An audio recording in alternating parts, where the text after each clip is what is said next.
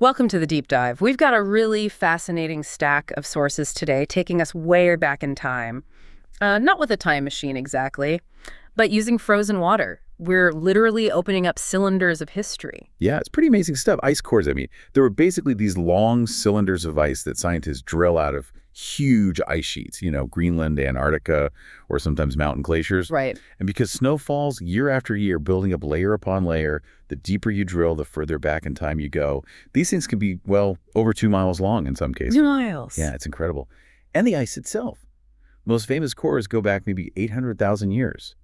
But we have sources mentioning places like Allen Hills in Antarctica where they found ice that's like 2.7 million years old. That is just staggering. 2.7 million years trapped in ice. So our mission today for this deep dive is to figure out how these, well, pretty fragile samples managed to capture so much information, Earth's ancient temperatures, the gases in the air back then, like CO2, even things like volcanic eruptions. Exactly. And that's why one of your sources calls them the Rosetta Stones of climate history. It's a great analogy, actually. Why is that? Because it's not just one story they tell. Yeah. You get multiple independent lines of evidence. Yeah. Chemical clues, physical properties of the ice, the trapped air bubbles all locked together in the same sample. So the scientists can cross-check everything. It makes the data really robust. Okay, that makes sense. So let's start at the beginning then. How does plain old snowfall actually become this incredibly detailed, dense historical record? It can't just be frozen water, right? There has to be more to it. No, you're right. It's a process, a slow transformation, really. Yeah. As more snow piles up year after year, the weight presses down on the older layers underneath. Okay, compressing it. Exactly. Compressing it. This sort of compressed, grainy snow. Mm-hmm. It's not solid ice yet. It's still got air pockets connecting through it. That's called firn. Firn. Okay, I think I've heard that term. So it's like halfway between snow and ice. Yeah, it's a good way to think about it. Still porous. But then comes the really crucial point. As it gets buried deeper and the pressure builds, it eventually reaches a critical density. The sources say around 830 kilograms per cubic meter. Right. And at that density, the little pathways connecting the air pockets get squeezed completely shut. The firn becomes solid, impermeable ice. And this is the key part. The air that was in those pockets gets trapped, sealed off into tiny individual bubbles. Ah, I see. So those bubbles are like tiny fossilized samples of the atmosphere from that exact time. Precisely. Perfectly preserved samples. But here's something that might surprise you, and it's really important for understanding the data. There's always an age offset. The ice itself is older than the air trapped inside those bubbles, sometimes much older. Wait, hold on. Why? I would have thought the air gets trapped right when the snow falls. How can the air be younger? Well, it's because that whole process of turning firn into ice, the sealing off process, it takes time. And how much time depends heavily on how much snow falls each year, the accumulation rate. So think about a place like Greenland, where you get a lot of snow, relatively speaking. There, the layers build up faster, the pressure increases quicker, and the firn seals into ice relatively quickly. So the air trapped inside might only be, say, 230 years younger than the ice surrounding it. Okay, a couple centuries difference. That seems manageable. Right. But now contrast that with somewhere like Dome Sea, high up on the Antarctic plateau. It's incredibly dry there, very little snowfall. Super low accumulation. Exactly. So it takes a really long time, thousands of years, for enough snow to build up to create the pressure needed to seal those air bubbles. Our sources mention that at Dome Sea, the ice could actually be around 2,500 years old by the time the air inside it finally gets locked in. 2,500 years difference. Wow. Okay, that definitely complicates things. You can't just, subtract a fixed number. Yeah. Absolutely not. It means scientists have to build these really complex models. They have to figure out exactly how the firn compacted, how the density changed, when those bubbles lightly closed off over thousands of years. All to correctly align the age of the air sample with the age of the ice sample it's trapped in. It varies hugely depending on the location and past climate. That's a lot more involved than I realized. Yeah. So, okay, we've got the ice itself telling us about temperature, and we've got these bubbles of ancient air. What else gets trapped in there? Oh, it's like a complete snapshot of the environment at the time. It's amazing what they find.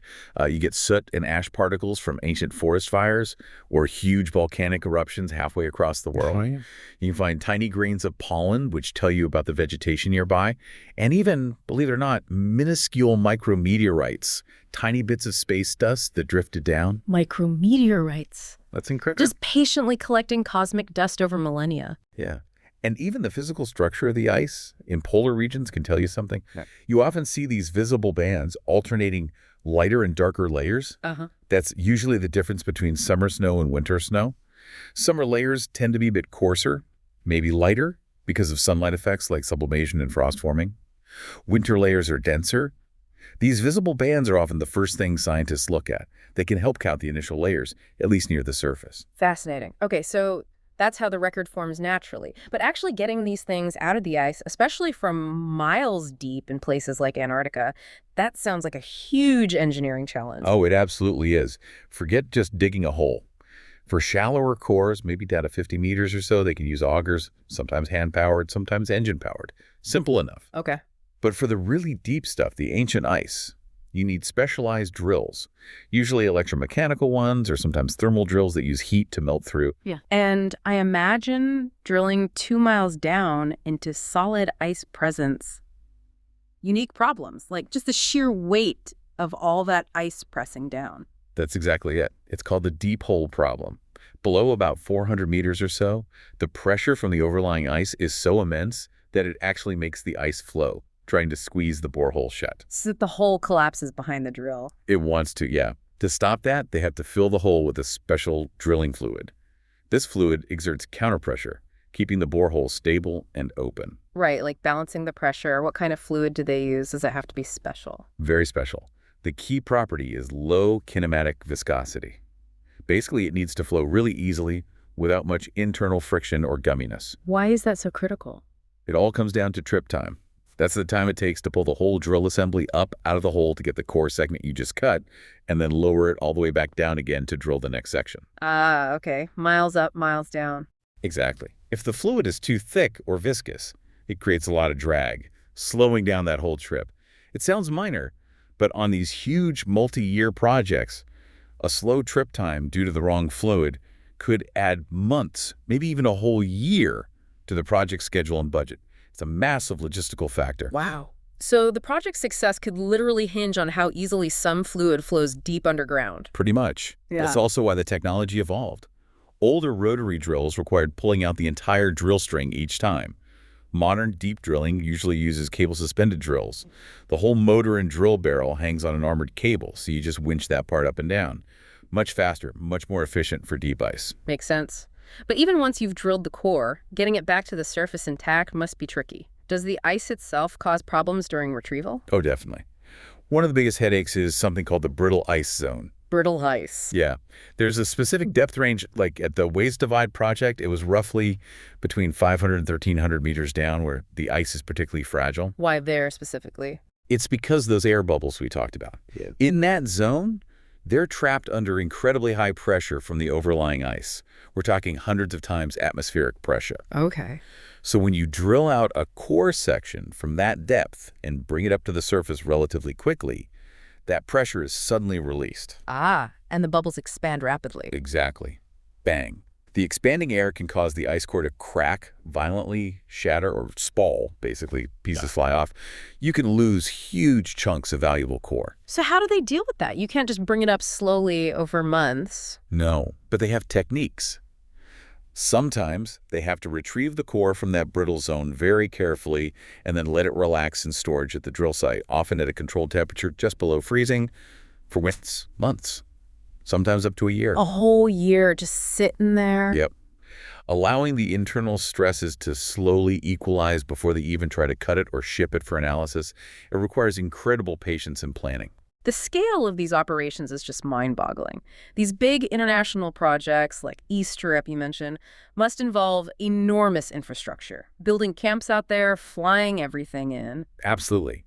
Years of planning, massive logistical support, often involving military airlifts like the U.S. Air National Guard, providing ski-equipped planes just to get equipment and people in and out of these incredibly remote locations. All that effort just to get the ice samples. And then the real science begins back in the lab. You mentioned cross-referencing different records within the core. How do they actually start figuring out the age, especially deep down where those visual layers disappear? Right. Counting the annual layers visually works well near the top, but deeper down, the ice flow stretches and thins those layers until they become indistinguishable. At a place like Vostok, with low snowfall, you might only be able to reliably count layers for the top, say, 55,000 years or so. So for the older ice, like that 800,000-year record, they needed other methods. Exactly. They rely heavily on reference layers. Think Thanks. about massive volcanic eruptions. Tambora in 1815 is a classic example. An eruption like that throws huge amounts of sulfur dioxide high into the stratosphere, which then spreads globally and eventually falls out as sulfuric acid. This acid leaves a distinct spike in the electrical conductivity of the ice layer formed that year. Ah, like a fingerprint in the ice. Precisely. And because it's a global event, you find that same acid spike in cores from Greenland, Antarctica, mountain glaciers, everywhere. It acts like a time marker, allowing scientists to perfectly synchronize the dating between different cores across the planet. That really reinforces that Rosetta Stone idea, finding the same marker everywhere. It does. And for synchronizing even further back, connecting Greenland and Antarctic records over hundreds of thousands of years, they can look at gases. Things like methane concentrations or the ratio of nitrogen to oxygen isotopes in the trapped air. These tend to fluctuate in sync with long-term orbital cycles, the Earth's wobble and tilt, which affect climate globally. So they provide another set of anchors to link the timelines. Okay, let's talk about temperature. That's probably what most people think of with ice cores. How does the actual water molecule, the H2O, record the temperature from when the snow fell? It comes down to isotopes again, but this time isotopes of oxygen within the water molecule itself. Specifically, the ratio between the common, lighter oxygen-16 isotope and the rarer, heavier oxygen 18O. Right. How does that relate to temperature? Well, think about water evaporating from the ocean. Water molecules containing the heavier 18O are slightly less likely to evaporate than those with the lighter 16O. And as water vapor travels from warmer regions towards the cold poles, the heavier 18O tends to rain out more easily along the way. Okay, so the further the vapor travels and the colder it gets. The more depleted the remaining vapor becomes in that heavier 18O isotope. So the snow that eventually falls over Greenland or Antarctica during colder periods will have a lower ratio of 18O to 16O compared to snow that falls during warmer periods. I see. Colder means less heavy oxygen arrives. Exactly. Scientists measure this ratio, and they express it as a delta value ADO, usually a negative number. Lower, more negative delta values mean colder temperatures when that snow originally formed. It's an incredibly sensitive thermometer reaching back hundreds of thousands of years. And this isotopic data has led to major discoveries, right? Absolutely. It was this kind of data combined with direct temperature measurements down the borehole itself that really revealed the existence of incredibly rapid climate shifts in the past, like the Dansgaard-Oeschger events. Tell us about those. What were they? These were really dramatic warming events, primarily seen in the Greenland ice cores, that occurred repeatedly during the last glacial period, the last ice age. The isotopic records showed temperatures jumping up significantly, sometimes several degrees Celsius, in potentially just a few decades. Just decades, not centuries or millennia. Potentially decades. Really abrupt warming spikes, followed by a slower cooling back into glacial conditions. It completely changed our understanding of how fast climate systems can shift. It proved climate change isn't always slow and gradual. That's, a crucial lesson from the past. Now, going back to those air bubbles, the paleoatmospheric sampling, what were the big early findings from analyzing that trapped air? One of the most fundamental findings established pretty early on was the direct link between CO2 and temperature over glacial cycles. The data clearly showed that during the peak of the last ice age, the last glacial maximum atmospheric CO2 concentration was about 30% lower than it was in the pre-industrial era. So a direct correlation over long timescales. A very strong, clear correlation. It provided that crucial long-term baseline showing how tightly CO2 and global temperature are linked long before human influence became dominant. And can we see that human influence now in the cores? Can we track purely man-made compounds? Oh, absolutely. A perfect example is CFC's chlorofluorocarbons. These are entirely artificial compounds created for refrigerants and aerosols. Right, the ozone-depleting ones. Those are the ones. Since they only started being produced industrially around the mid-20th century, guess when they first appear in the ice core record? Around 1950. Exactly. Yeah. You can pinpoint their appearance in the snow layers, dating to about 1950 onwards. It's a really sharp marker of the start of the great acceleration of human impact on the planet's atmosphere. It's amazing that the ice captures everything from natural cycles to the dawn of the synthetic chemical age. But you also mentioned glaciochemistry revealing even deeper history. Yes, that's another fascinating angle. Glaciochemistry looks at the trace chemicals dissolved in the ice itself, Measuring things like electrical conductivity can show seasonal cycles like spikes in sea salt aerosols during stormy winters or hydrogen peroxide linked to summer sunlight. But it also picks up pollutants. Pollutants from Melone. Well, this is where it gets really surprising. Analysis of lead levels, particularly in Greenland ice cores, showed some unexpected patterns. There were distinct peaks in lead concentration way back in antiquity. Lead pollution from ancient times. Now, it turns out these peaks correlate incredibly well with specific periods of the Roman Empire. When Rome was expanding, mining silver lead is a byproduct of silver smelting and engaging in large-scale warfare which used lead. The atmospheric lead pollution increased. That lead got carried by winds all the way to Greenland and was deposited in the snow. Wow. Then, during periods of Roman decline, plagues, or civil wars, when mining and smelting activity dropped, the lead levels in the Greenland ice cores also dropped significantly. That is absolutely incredible. The ice in Greenland was basically keeping a silent, unbiased economic and, well, military history of the Roman Empire thousands of miles away. It's an amazing link, isn't it? It connects atmospheric science, glaciology, and ancient history in a way no one really predicted, a completely unexpected window into past human activities. So wrapping this up, we've journeyed from falling snow to these incredibly complex ice cores, these multi-layered history books holding records of Earth's climate, the atmosphere, volcanic events, and even, remarkably, ancient Roman industry and warfare. Yeah, it's a phenomenal archive.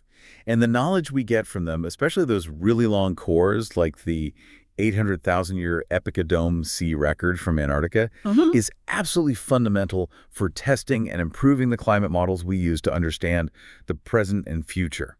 They give us the long-term context, the baseline that goes far beyond human records. But as we've touched upon, there's a real sense of urgency now, isn't there? The archive itself is potentially under threat. It is, unfortunately.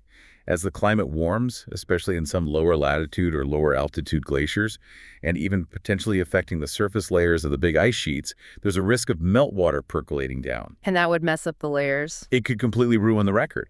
Meltwater can wash away or redistribute those trapped aerosols, gases, and chemical signals, essentially blurring or erasing that perfectly preserved chronological information.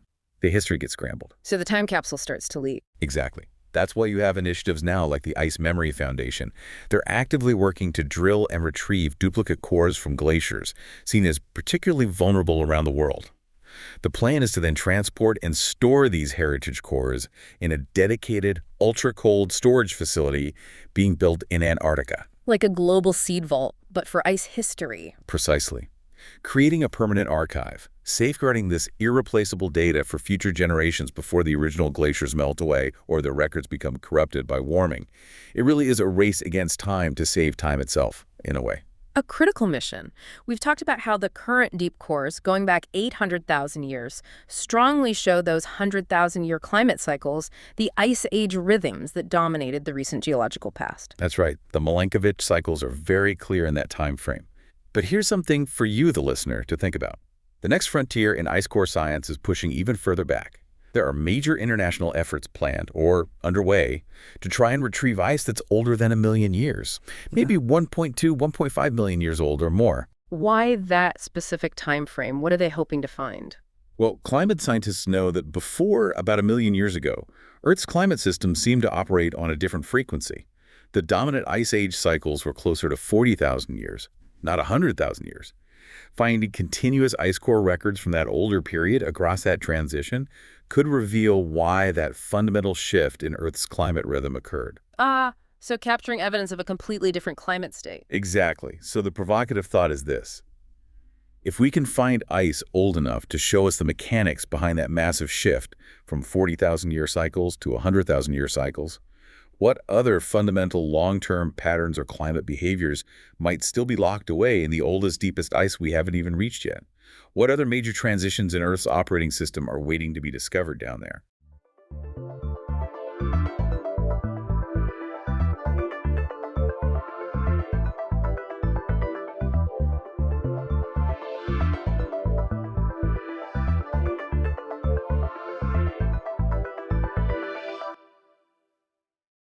Welcome back. Today, we're doing a deep dive into someone whose legacy is, well, literally a word in the dictionary. We're talking about Gaius Maecenas. That's right. His name, centuries later, still means patron of the arts, in, what, half a dozen languages. Exactly. And we've got a fascinating stack of sources here that paint a picture of someone way more complicated than just, a guy with deep pockets funding poets. Oh, absolutely. Yeah. He's this amazing Roman paradox, a political mastermind deeply loyal to Octavian, who becomes Augustus, kind of a proto-culture minister, you can say. But also a bit of a dandy, luxurious, maybe even controversial in his style. Definitely controversial. Highly criticized for it. He had enormous influence, real power, but he completely sidestepped the usual Roman career path, refused to join the Senate. Okay, so that's the puzzle we want to unpack, right? This isn't just about signing checks for Virgil. This is about someone using culture, using soft power strategically. Our mission today is really to get under the skin of how Maecenas did that, how he used his personal influence, auctoritas, instead of official political power, potestas. Because he was an equestrian, right? From the wealthy business class, not the traditional senatorial aristocracy. Precisely. And he chose to stay that way. Yet, he was probably Augustus's single most important friend and advisor during that critical shift from the crumbling republic to the empire. So we need to look at his diplomatic maneuvering, that crucial role he played. Yes, and his absolutely massive cultural footprint fostering Virgil, Horace, that whole circle. And then there's the personal stuff, the contradictions, the flamboyance that clash so hard with old-school Roman values. And the big reveal, the thing that really cements his importance for this deep dive, is that linguistic afterlife. It's incredible. French Maecenas, Spanish Maecenas, German Mason, Polish Maecenas. It just spread everywhere. His name became the concept itself. That it tells you something profound about his impact. All right, let's start at the beginning, his background, because that really sets the stage for why he was so unique in Roman society. He wasn't a new man, was he? He didn't have to climb the ladder in quite the same way. No, not at all. And that's key. He didn't necessarily need the Senate for status because his family roots were, well, incredibly ancient. And importantly, not Roman. Etruscan, right. Exactly. He made a big deal of it. Claimed direct descent from this princely Etruscan house, the Silni of Arretium, who were powerful figures way back in the 4th century BC, long before Rome dominated everything. So that gave him this instant, almost foreign aristocratic prestige. Undeniable prestige. It's why Horace, when he dedicates the odes to him, doesn't just say, "to my patron." He uses that amazing phrase, "atavis edea regibus." Descendant of kings, wow. It's placing him on this almost mythic level, connected to the deepest roots of Italy. It's a power move in itself, completely outside the standard Roman political honors. And then, despite this royal lineage, despite being best friends with the guy who's about to run the entire known world, he makes this conscious choice. To remain an equestrian, a knight. Yeah. Wealthy, influential, but pointedly not a senator. Okay, let's pause there because that feels counterintuitive. In Rome, status was everything. Why turn down the ultimate political club? How did staying out of the Senate actually help him or help Octavian? Well, think about the context. Octavian is consolidating power, navigating treacherous political waters, trying to build something new out of the wreckage of the civil wars. Right, lots of potential rivals, old Republican families feeling sidelined. Exactly. So by staying an equestrian, Maecenas positions himself as Octavian's personal advisor, his friend, his agent, not another ambitious senator jockeying for power. Ah, so he's less threatening. Much less threatening to the establishment. He can operate behind the scenes, give candid advice, fix problems, manage sensitive negotiations, all without the baggage and the scrutiny that came with being a senator. He's acting purely on the basis of trust between him and Octavian. He's like the ultimate chief of staff, but without the official title. Maybe a quasi-culture minister, as you said, but also just the indispensable right-hand man. That's a good way to put it. His power flowed directly from that personal connection. So where do we first see him really step onto the political stage using this unique position? The sources first mention him around 40 BC. Initially, it's actually quite domestic. He helps arrange Octavian's marriage to Scribonia, which was, a political move in itself. Sure, dynastic marriages were key. But his really crucial contributions were in diplomacy and crisis management. He becomes Octavian's go-to guy for smoothing over the incredibly fragile relationship with Mark Antony. And this wasn't just minor disagreements. We're talking about preventing all-out civil war between the two most powerful men left after Caesar, right? Absolutely. These were high-stakes negotiations. Maecenas was central to brokering the Treaty of Brundisium in 40 BC, which patched things up temporarily. And then again, the Treaty of Trentum in 37 BC. Keeping the triumvirate functioning, essentially. Trying to, yeah. It required incredible tact, discretion, understanding the personalities involved. These are diplomatic skills, not military ones. He's the bridge builder. The level of trust Octavian must have had in him is just staggering, especially when you consider the times Octavian was away on campaign. It was total trust. During the really difficult war against Sextus Pompeius in Sicily, around 36 BC, Octavian basically left Maecenas in charge back home. In charge of what? Like keeping the city running? In charge of Rome and all of Italy. He was acting as Octavian's deputy, his vicegerent, supreme administrative control. Think about that, the civilian head of the entire Italian homeland during a major war. That's immense responsibility. And did he handle pressure well? Was he just a smooth talker, or did he have some steel? Oh, he had steel, definitely. Just before the final showdown with Antony at Actium, things were tense back in Rome. There was a conspiracy brewing involving Lepidus the Younger. Trying to destabilize things while Octavian was focused elsewhere. Exactly, and Maecenas uncovered it and crushed it. The sources say he did it with great promptness and secrecy.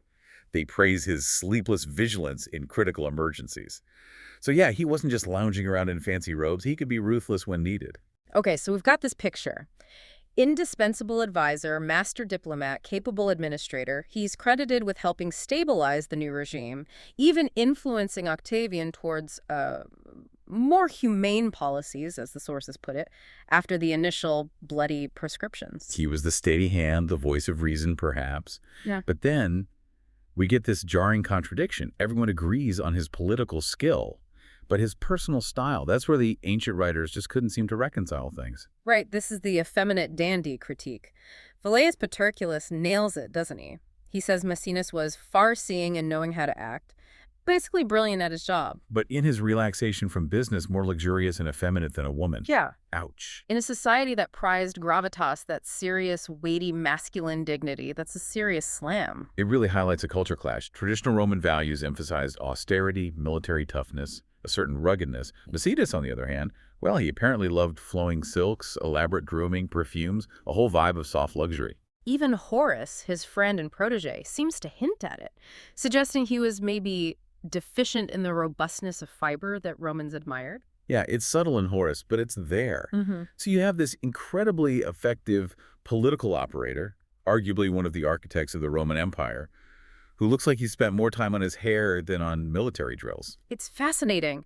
He's projecting power, but completely defying the visual language of power that everyone expected, either incredibly bold or just baffling to his contemporaries. Both, probably, which makes him all the more interesting. Okay, so that's the political operator and the personal paradox.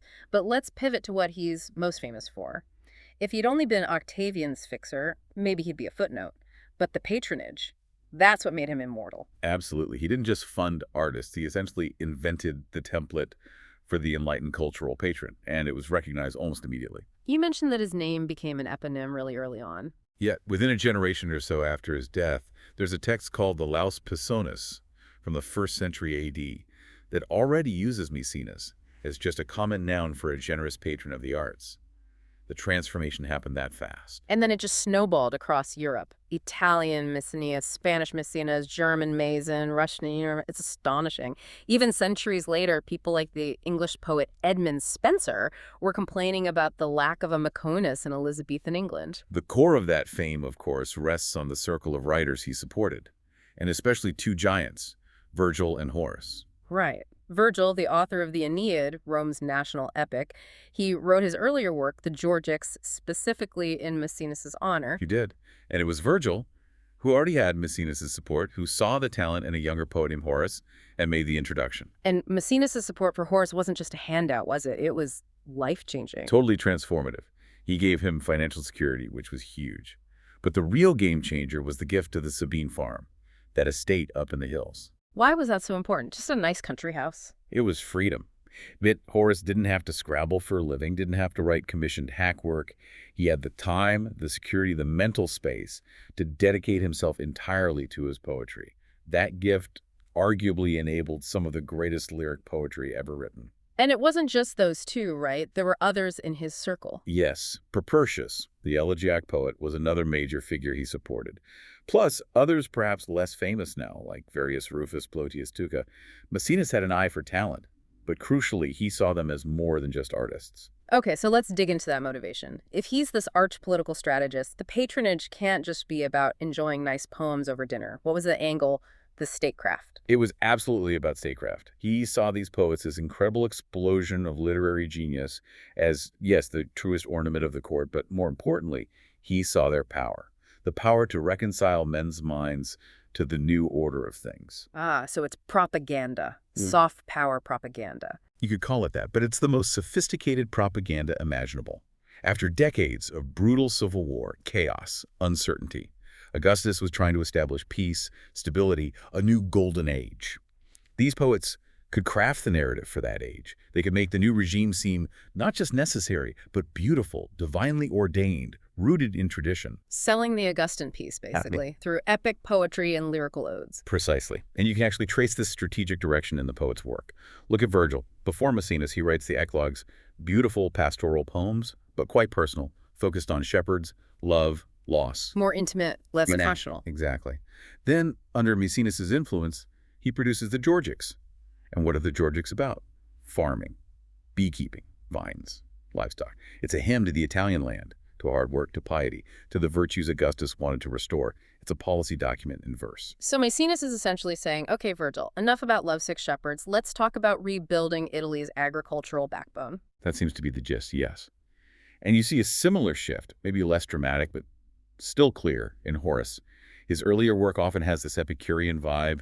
Enjoy life, seize the day, politics is a bother. Carpe diem. Right. But later, especially in the third book of Odes, you get the great Roman Odes. These are grand, patriotic, moralizing poems celebrating Roman virtues, Augustus's achievements, the gods, the state.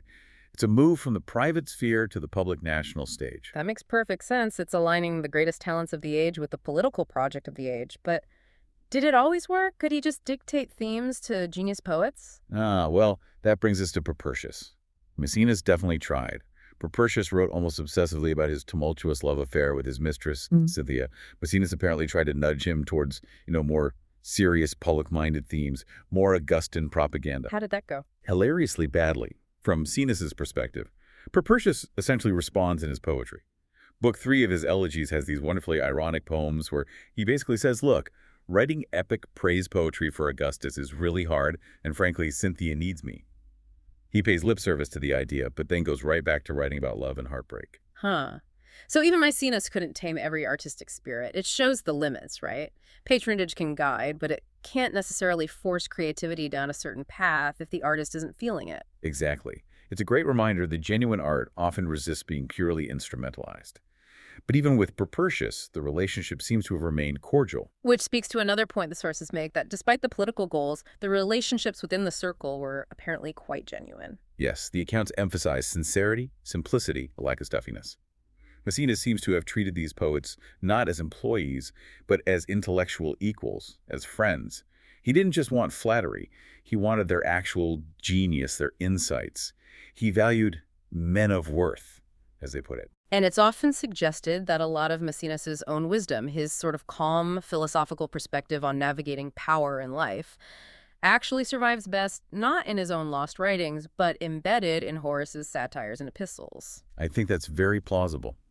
Horace often presents conversations, philosophical musings. It feels like Maecenas, the wise, experienced mentor, is a background presence, maybe even a direct source for some of that practical wisdom. He lives on through Horace's pen. It's an incredible legacy. To have your name forever tied to Virgil and Horace, that's a level of cultural immortality few achieve. He didn't just support literature, he shaped it, directed it, and ensured its survival, and his own name along with it. He really did. A masterstroke of cultural engineering. Okay, so we've covered the political fixer, the cultural architect, but we need to circle back to the personal life because it gets messy again, especially that marriage to Terentia. Ah, yes, Terentia.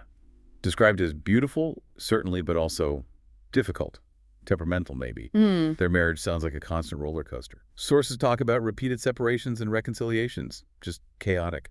Not exactly the picture of Augustan stability he was promoting elsewhere. Not at all. And she seems to be right at the heart of why Maecenas eventually fell out of favor with Augustus in his later years. Yeah. The friendship cooled significantly. And our sources give us two different juicy reasons why. Let's take the first one, from Suetonius. The political leak. Right. Suetonius claims the big breach was Maecenas being indiscreet. Terentia had a brother, Lucius Licinius Varro Murena. This Murena got involved in a plot against Augustus. Maecenas found out about the conspiracy. Okay, crucial state secret. Absolutely. And what does Maecenas do, according to Suetonius? He tells his wife, Terentia, leaks the discovery to her before Murena is officially dealt with. Oh, no. Yeah. Murena was executed in 22 BC. But for Augustus, finding out that his most trusted, supposedly discreet advisor couldn't keep a lid on something that sensitive, even with his own wife, that would be a massive betrayal of trust, especially given Maecenas operated outside the official channels because of that trust. A classic case of loose lips sinking ships, or at least sinking friendships. But then there's Cassius Dio's version, which is even more personal. Dio goes straight for the scandal.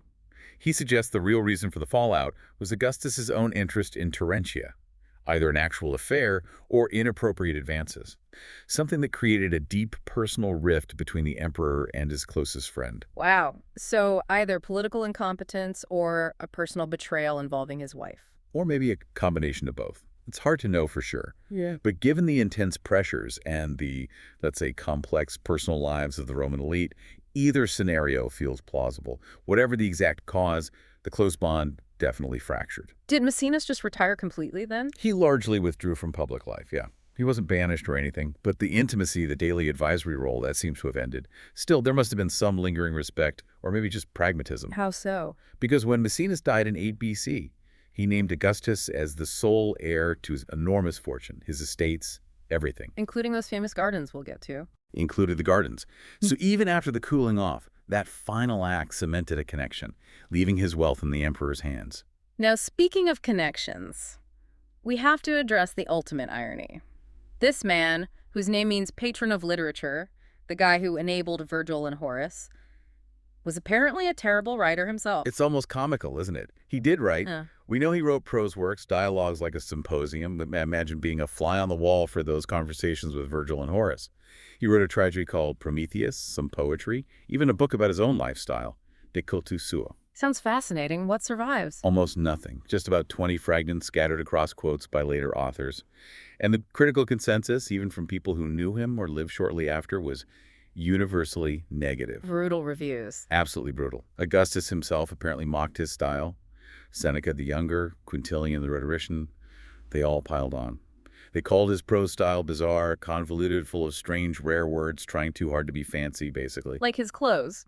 Exactly. Seneca famously said his writing style dripped with perfume and luxury, that it was like trying to read sentences made of loosely set gems rather than coherent thought.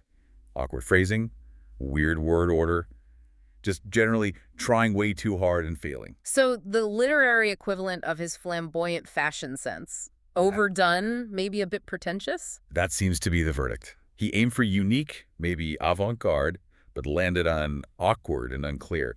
It kind of fed into that stereotype the traditionalists had of him, all surface luxury, lacking real substance or discipline. But hang on, amidst all this literary criticism, there's one practical writing-related innovation he gets credit for, right? Yes, it's a fantastic little detail. Dio Cassius, who also criticizes his literary style, credits Maecenas with inventing a system of shorthand. Shorthand, like for taking notes quickly. Exactly. A practical tool for administration, for recording speeches, for increasing efficiency.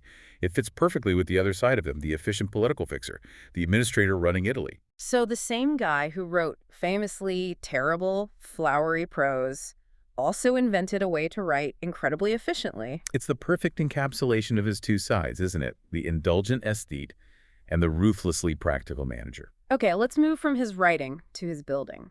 Those gardens of Maecenas, the Horti Maecenaciani, these weren't just a backyard, were they? They were a major statement. A massive statement. And the location alone tells you everything. They were built on the Esquiline Hill. Which was desirable land. Not originally. Part of the area was dominated by the old Servian wall, ancient defenses. But crucially, a large section next to it was a necropolis. An old, run-down public cemetery, not exactly prime real estate. So he bought up a graveyard. He bought up a graveyard and transformed it into one of the most luxurious private estates in Rome.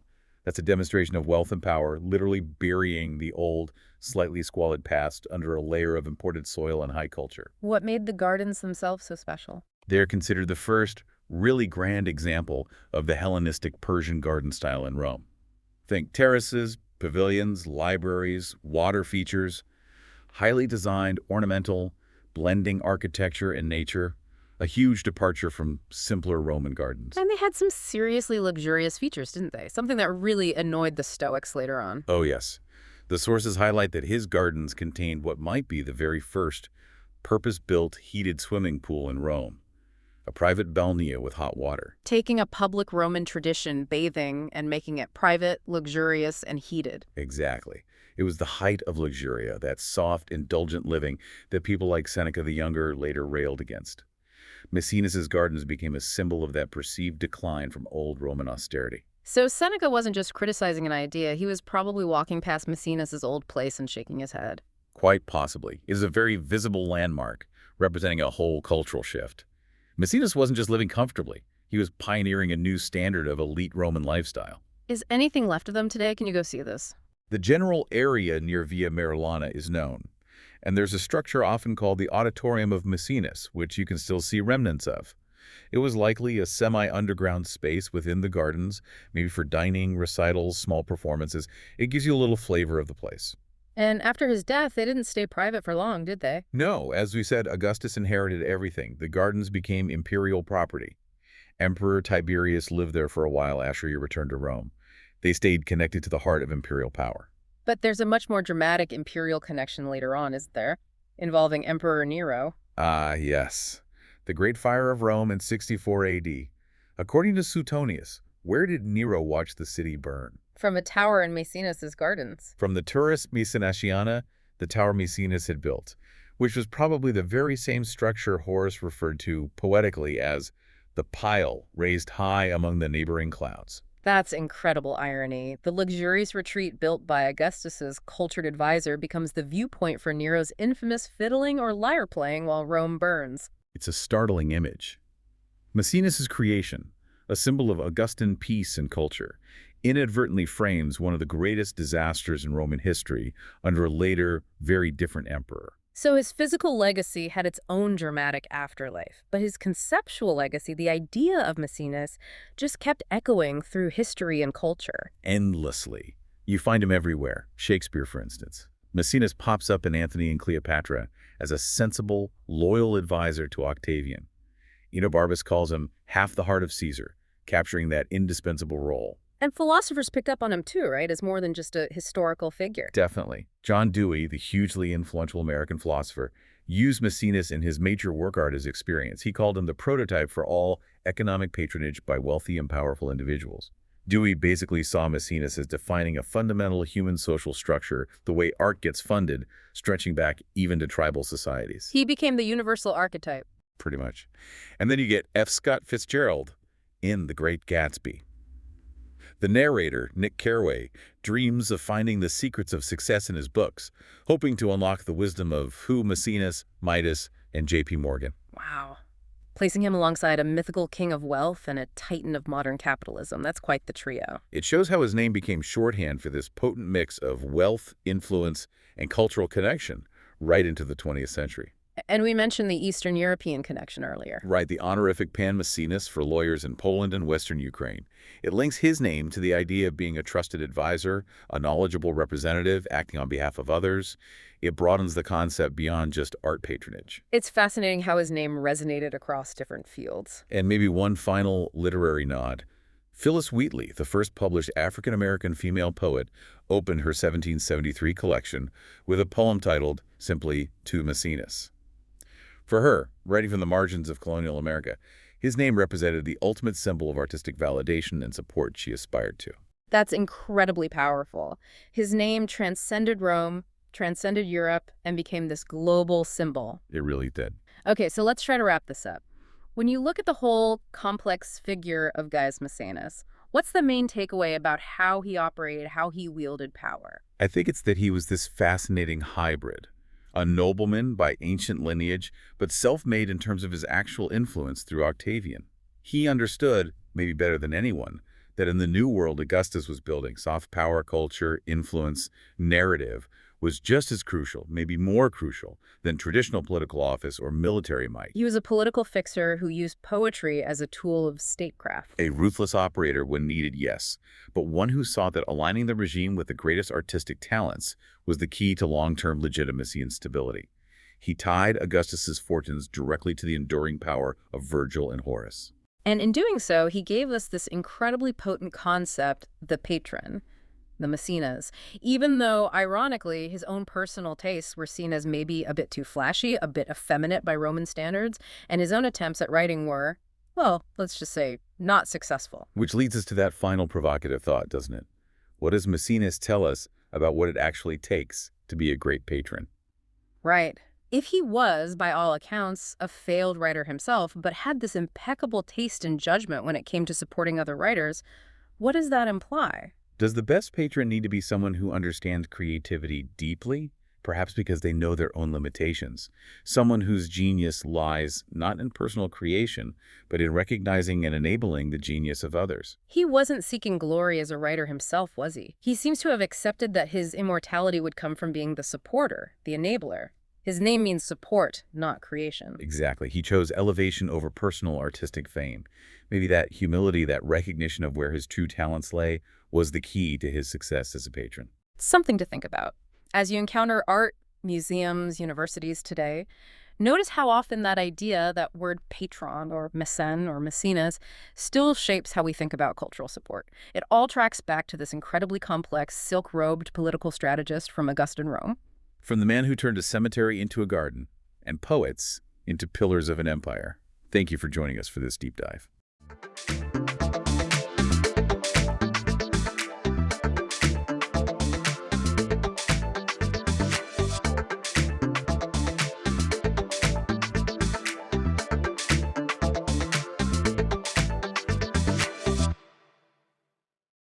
Welcome to the deep dive. Today we are opening up one of the most powerful, often misunderstood, and, well, persistently cited concepts in modern American life. The military-industrial complex, or the MIC. It's definitely a critical subject, not just for looking back at history, but really for understanding power structures right now, today. Right. Nearly 65 years ago, President Dwight D. Eisenhower delivered this profound warning in his farewell address back in 1961. We quote the phrase all the time, military-industrial complex. But, we often miss the true gravity of what he was saying, and maybe even more, the surprising ways this whole thing has evolved since he first warned about it. Absolutely. So our mission for this deep dive is pretty comprehensive. We've gathered the sources to give you a kind of structural roadmap of the MIC. We'll trace its history. It's 3 distinct eras. And we're going to get into a really specific and I think fascinating economic debate. Does all this massive military spending actually help civil innovation, or does it maybe stifle it? Yeah, that's a key one. And crucially, we'll explore how this complex is sort of mutated, especially in the digital age, leading up to what some people are now calling the tech-industrial complex. So when we try to define the MIC, what we're fundamentally looking at is this fusion, this merging of a permanent, huge military establishment and a vast, permanent arms industry. Okay. Conceptually, you should probably think about it in close connection with something like the U.S. political iron triangle. You know that relationship. Sure, the Congress committees, the Pentagon bureaucracy, and the industry lobbyists. Right? Exactly. That long-established relationship. If you think of the iron triangle as the political machine. Then the MIC is maybe the economic engine driving it. Precisely. The core driving factor is this mutually beneficial vested interest. It works for both sides. Huh. The military gets the very advanced weapons, the tech, the platforms it wants. And the industry. Well, the defense industrial base gets paid consistently, often using taxpayer money naturally to supply those needs pretty much indefinitely. This continuous cycle ensures that budget influence flows right into public policy decisions. It makes the whole relationship incredibly powerful, especially in the United States. So let's unpack that initial warning then. Eisenhower, January 17th, 1961, his farewell address. This wasn't just any politician saying goodbye. No, not at all. He was the outgoing president, sure, but he was also a 5-star general, supreme commander of Allied forces in WWII. He was speaking from a position of, well, absolute authority on national defense. The context is just vital, isn't it? Height of the Cold War. Everyone accepted the need for strong defense. Right. But Eisenhower's unique insight, his warning, was that the sheer scale and the permanency of this new defense structure that was new to the American experience, he really stressed the gravity of this conjunction, as he put it, of an immense military establishment and a large arms industry. And he didn't mince words about its influence. He said its total influence is felt everywhere, economically, politically, even spiritually. in every city, every state house, every federal office. And then comes the crucial phrase, the one everyone remembers. We must guard against the acquisition of unwarranted influence, whether sought or unsought, by the military-industrial complex. Unwarranted influence. That's the key. It really is. He wasn't just pointing out, hey, these guys work together. He was warning about the potential for the disastrous rise of misplaced power. That was his fear. A fear that this constant drive for preparedness and for profit could slowly, maybe dangerously, erode liberties and skew democracy itself toward military solutions. Yes, and he put the responsibility for preventing that squarely on the public. He said, only an alert and knowledgeable citizenry can compel the proper meshing of this huge defense machine with peaceful methods and goals. It's basically an instruction manual for vigilance. It really is. Now, what about that bit of trivia? The idea that an earlier draft actually said military-industrial congressional complex. Ah, yes, the MICC theory. Well, the sources we looked at, like James Ledbetter's work, call that a stubborn misconception. While everyone sees that the iron triangle relationship involving Congress is real. Sure, it feels obvious. It does feel obvious. But there's apparently no hard evidence that specific phrasing, MICC, was actually in the drafts written by his speechwriters, Ralph Williams and Malcolm Moose. But the fact that the misconception persists, that kind of tells you something, doesn't it? People instinctively feel Congress is locked into that loop. Funding, jobs back home. Absolutely. It reflects a perceived reality, for sure. And the term itself, MIC, immediately gained enormous rhetorical power. Scholars pretty quickly pointed out it often carries a negative, a pejorative connotation. Implying maybe a conspiracy or something hidden. Something like that, or at least a kind of unaccountable structure operating behind the scenes. James Ledbetter also called it that great phrase, a rhetorical Rorschach blot, and kaleidoscopically unstable. Why so flexible? Well, because it's effective shorthand for power that isn't really checked, you know? David Rode drew this really interesting parallel. He suggested that the way American liberals often used military-industrial complex after 61, it's actually quite similar to how American conservatives sometimes use the term deep state now. Both terms point to this idea of a secretive, self-preserving power structure, maybe democratically unaccountable, influencing policy from the shadows. That's a fascinating comparison. And its use really took off during Vietnam, didn't it? Oh, definitely. John Kenneth Galbraith noted that anti-war activists, people criticizing U.S. foreign policy, they quoted Eisenhower constantly. Why him specifically? Because he was impeccably conservative, a respected former general. Quoting him provided, as Galbraith put it, flank protection. It made it harder to dismiss critics as just, unpatriotic radicals when they were echoing the words of Ike himself. That validation was huge. Okay, so to really grasp the scope of this thing today, we need to trace its history. You mentioned 3 eras. Let's start at the beginning. Right. The first era, let's say from the country's founding, maybe 1797, right up until World War II starts in 1941. In that long period, the U.S. government traditionally relied on civilian industries only when it absolutely had to, during actual wartime. So peacetime meant government facilities. Yeah. Arsenals, shipyards. Exactly. The government maintained its own shipyards, its own weapons manufacturing facilities. They relied heavily on those right through World War I.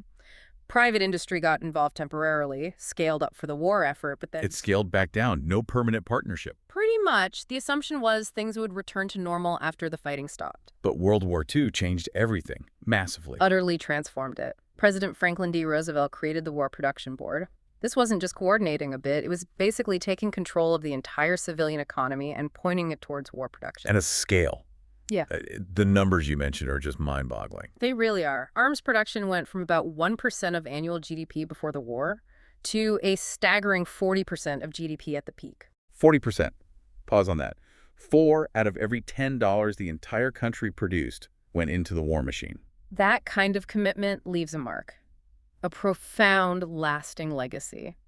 When the war ended, those big U.S. corporations, Boeing, General Motors, you name them, they didn't just shut down their defense work. They kept it going. They kept it going, and they actively expanded their defense divisions, permanently. This is the moment the industrial part of the MIC really became a permanent fixture. The large arms industry Eisenhower would warn about was born right here. And this is also where that argument starts, isn't it? That the MIC actually helps civilian tech. Things like night vision, GPS. They have military origin. Yes, that's where the seed of that debate is planted. And this structural shift leads us straight into the second era. Kicks off around Eisenhower's speech in '61, lasts until the Soviet Union collapses. This is the Cold War peak. The MIC becomes just a standard feature of political life. And a major target for critics, especially during Vietnam. Absolutely. Thinkers like Seymour Melman, Noam Chomsky, they use the MIC framework to launch really powerful critiques of U.S. foreign policy. They argued American actions weren't always driven by real threats, but sometimes by the internal needs of this massive industrial complex. That idea that the machine keeps going regardless of the outside world, it reminds me of that quote from George Kennan. Kennan. Yeah, the architect of Cold War containment himself. A really provocative statement he made in 1987. He said, basically, were the Soviet Union to sink tomorrow under the waters of the ocean, Then what? the American military-industrial complex would have to remain substantially unchanged until some other adversary could be invented. Wow, that is deeply cynical. Suggesting the complex needs an enemy to justify itself more than the country needs the complex to fight an enemy. It's a stark view, suggesting its own survival budgets, careers, becomes the primary driver, maybe even over actual national security needs sometimes. But hang on, if that's true, then why did the end of the Cold War actually lead to talk of a peace dividend? Didn't the Soviet collapse force some kind of real adjustment? It did force an adjustment, yes, but maybe not the kind people expected. The adjustment turned out to be mostly temporary, and it primarily led to consolidation, not really dismantling. So the peace dividend, the idea that defense money would shift to schools or roads, that didn't really happen. Not on the scale many hoped for. It was pretty short-lived. What happened instead, starting around 1993, was the Pentagon, facing smaller budgets, actually told the defense contractors, hey, you guys need to merge, consolidate. Interesting. The Pentagon itself pushed for fewer, bigger companies. Which brings us neatly into the third and current era, post-1990s. This era is defined by that consolidation and, increasingly, by digital transformation. And the consolidation was huge. The sources mentioned $55 billion in mergers just between 1992 and 1997. It wasn't just shrinking, it was a massive concentration of power into fewer, much larger corporations. Like Lockheed Martin, Northrop Grumman, Raytheon today. Exactly. The industry either got much bigger vertically and horizontally, swallowing up smaller players, or companies shifted their focus. These giant defense firms realized, too, that the whole U.S. domestic economy was now, in many ways, tied to their success. But here's where the story takes a really modern turn, right? The competition is changing. Totally. The traditional giants, the ones building the planes and missiles, they're still dominant in hardware, but now they're facing really aggressive competition for Pentagon dollars from Silicon Valley.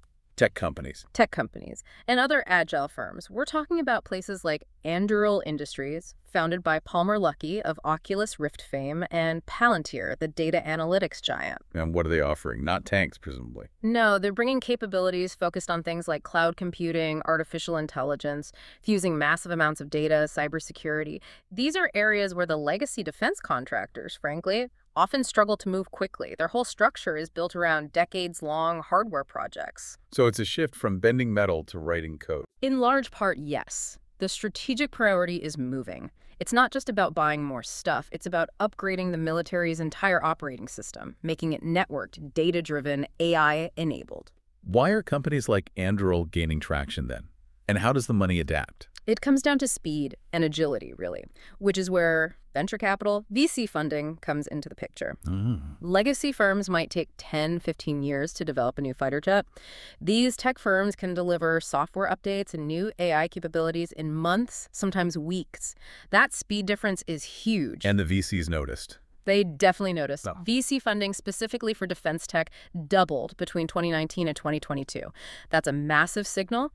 Private capital sees defense tech as a major growth market now. It's transforming the complex, again, from just hardware to this digital networked machine that operates much, much faster. Okay, let's shift gears a bit and look at the economic heart of this. That debate. Does military spending actually help or hurt civilian innovation? Right. For decades, the military subsidy theory was pretty popular. The basic idea was that huge defense spending acted like an incubator. How so?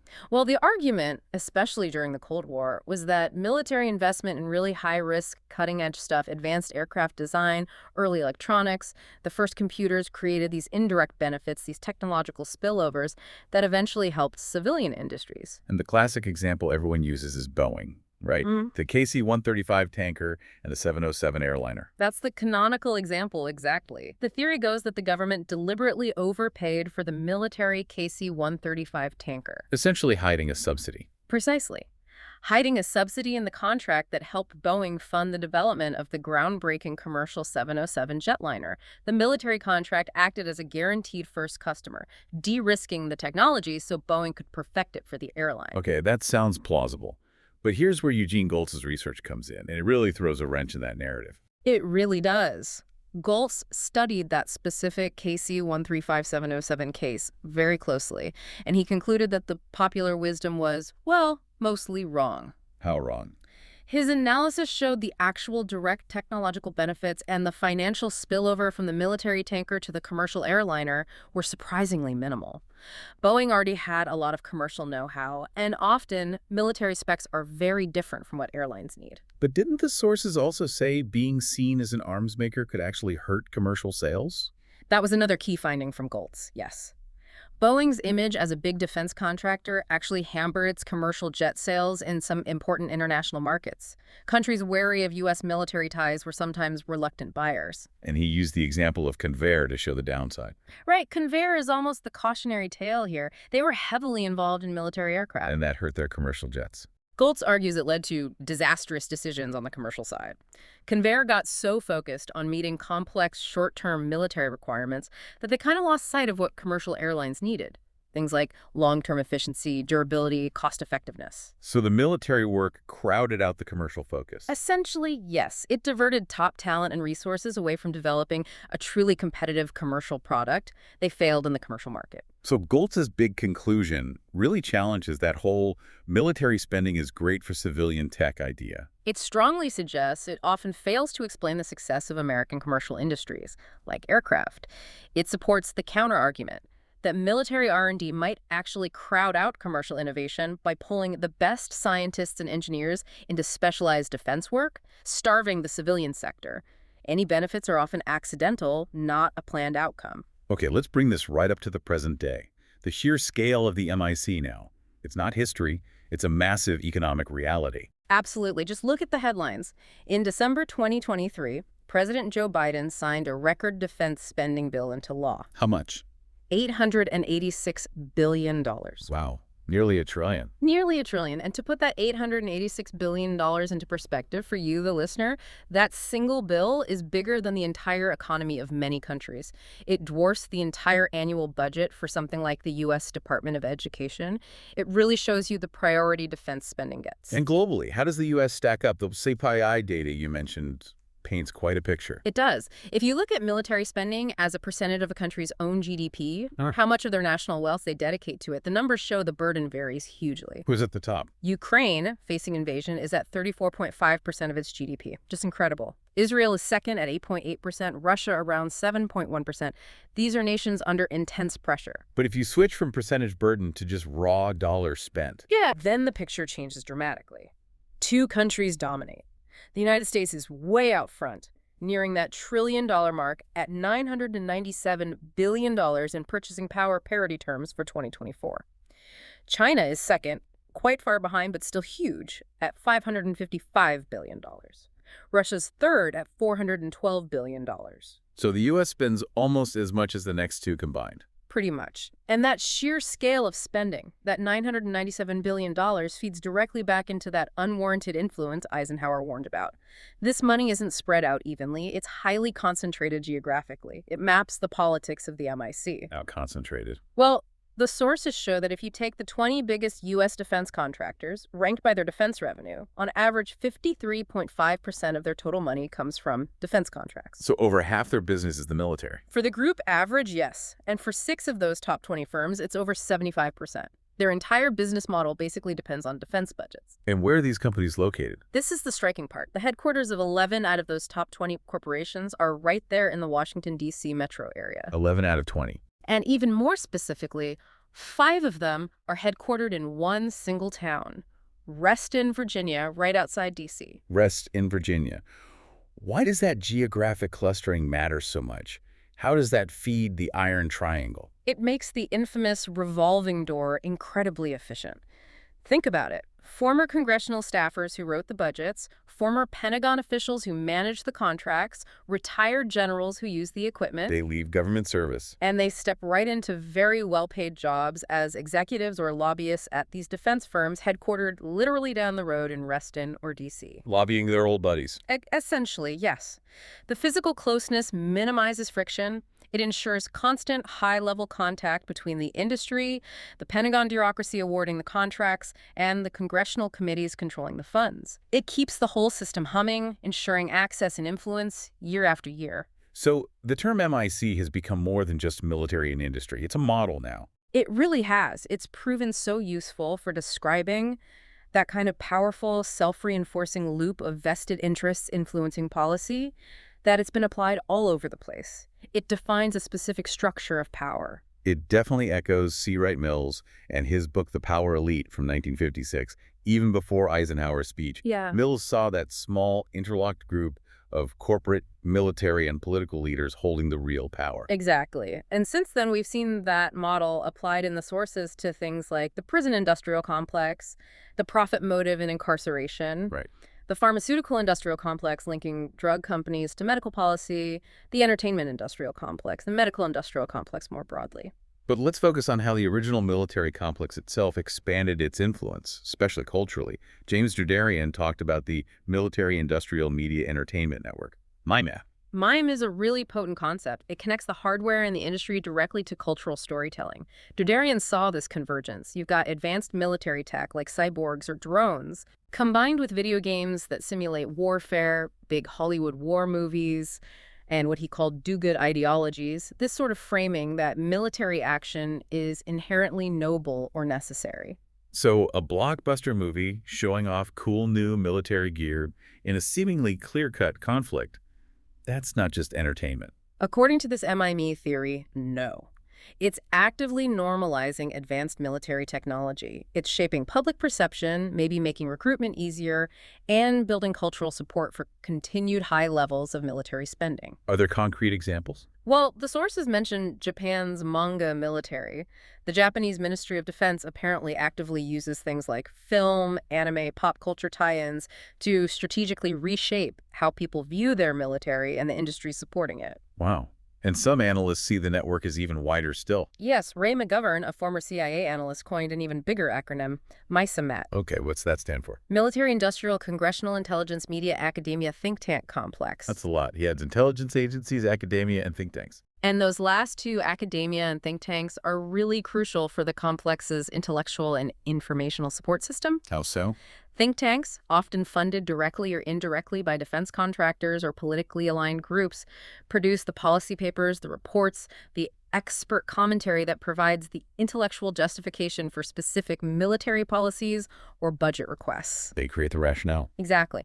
And academia can provide research backup, specialized knowledge, sometimes personnel, lending a veneer of objective validation to the whole enterprise.